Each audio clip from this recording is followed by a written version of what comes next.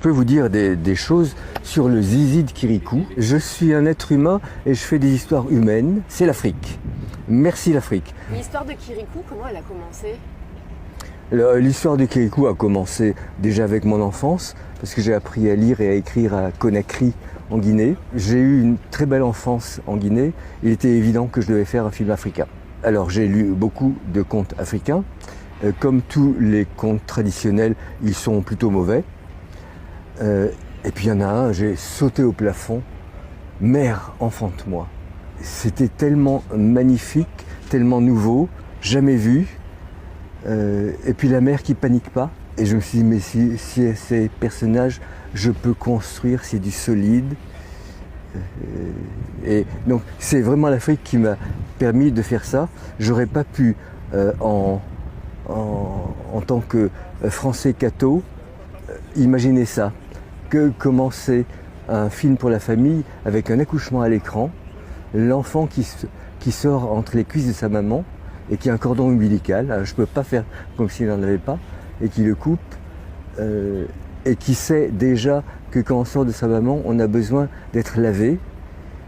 Et tout ça m'enchantait dans la pureté et l'audace. Et c'est l'Afrique au petit enfant qui vient de naître, tout petit tout nu, qui va aider un oncle à combattre une sorcière. C'est pas de moi, c'est l'Afrique. Merci l'Afrique. Est-ce que l'histoire de Kirikou, c'était une manière pour vous de rester dans votre enfance en Guinée, à Conakry ? Non. J'aime mon enfance, elle est présente en moi, mais je suis très content d'être un adulte. Et quand on me dit « Oh, vous avez gardé votre âme d'enfant », ça m'agace. Je suis conscient d'être adulte, je suis conscient de l'avantage d'être adulte. J'étais très content d'être enfant, j'ai bien profité de mon enfance.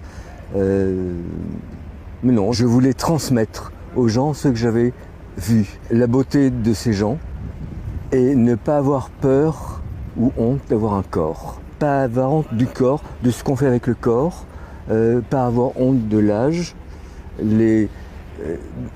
Tout le monde était torse nu, hommes et femmes.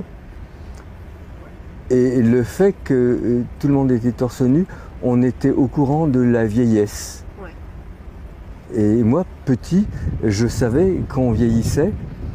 Et une de mes collaboratrices, quand elle a vu toute la collection des femmes que j'avais dessinées pour le village de Kirikou, quand elle a vu les vieilles, elle m'a dit « Mais tu as raison de montrer ça.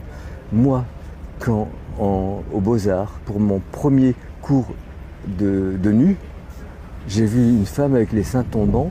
J'étais